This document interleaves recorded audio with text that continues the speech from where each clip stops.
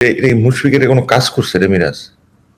এখন আসলে তো তোদের সাথে নাই, খেলি না তো ন্যাশনাল টিমে। এখন অনেকের অনেক ভাব টাব বেড়ে গেছে, এটা হলো সমস্যা। ঠিক আছে, কারণ হলো যে এখন তোদের সাথে খেলতাম, ক্যাপ্টেন থাকলে তো এরকম আর তোরা করতে পারতি না। এখন আমার দাম নেই, এখন দাম কমে যাচ্ছে দেখে তোরা এইসব করতেছিস। হ্যালো মিরাজ। হ্যাঁ তামিম ভাই, আসসালামু আলাইকুম। এই কি অবস্থা রে, কেমন আছিস? এই তো আলহামদুলিল্লাহ ভাই, আপনি কেমন আছেন? আর কেমন থাকি রে তুই? এই মুশফিকের কোনো কাজ করছে রে মিরাজ? ভাই শুনলাম আমিও, সে জিনিসটা ঠিক আছে, এখন কি করবেন মানে করেন। এটা তো একটা লিমিটেড থাকে। লাস্টে আমাদের ফাইনালের পরে আমাদের মিটিং এ কি কথা হয়েছে, আমি তোরে ওই সময় একটা কথা বলছিলাম না, যে আমরা চেষ্টা করব যে 70 থেকে 80% আমরা যেরকম সেম টিম থাকতে পারি। ঠিক হুম, আছে, আর এই কথার বেস আমার বেসই তো ছিল তুই, মুশফিক সব সহ। ঠিক না, মুশফিক আমার জন্য একটা ইম্পর্টেন্ট একজন ছিল। সে সে করছেটা কি শুন, সে আমার সাথে তো কথা বলে নাই, সে বলে এখন আলাদা একটা টিম বানাচ্ছে। শুনছো সেটা?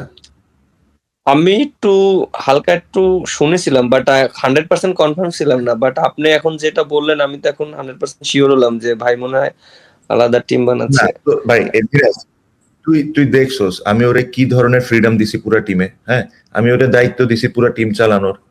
খেলা শেষ হয়েছে, খেলা শেষে আমি সবচেয়ে বেশি ওরে প্রেস করছি, আমি এখন পর্যন্ত ওরে প্রেস করতে থাকি যে সে পুরা টিমটা হ্যান্ডেল করছে, তার কন্ট্রিবিউশনটা কত বেশি।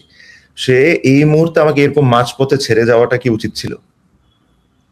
এখন কি করবেন ভাই, এখন ভাই গেছে, এখন সে তো আপনারই ফ্রেন্ড। কি করবি না, এখন আসলে তো তোদের সাথে নাই, খেলি না তো ন্যাশনাল টিমে। এখন অনেকের অনেক ভাব টাব বেড়ে গেছে, এটা হলো সমস্যা। ঠিক আছে, ভাই কারণ হলো যে এখন তোদের সাথে খেলতাম, ক্যাপ্টেন থাকলে তো এরকম আর তোরা করতে পারতি না। এখন আমার দাম নেই, এখন দাম কমে যাচ্ছে দেখে তোরা এইসব করতেছিস।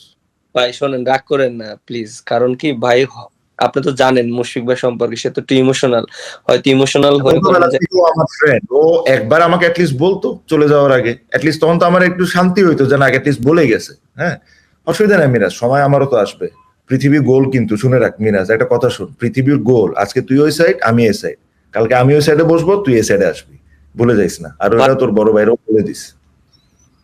ভাই আপনি রাগ করেন না, ঠান্ডা হন ভাই, ঠান্ডা হন। না আমি তুই দরকার হলে ভাইয়ের সাথে তুই দেখ আমি কি করি। আমি কথা বলবো না তোর সাথে, এ ব্যাপারে কথা বলবো, এই জিনিসটা কাজটাও না না কোনোভাবেই ঠিক করেনি। ঠিক করার দরকার নাই।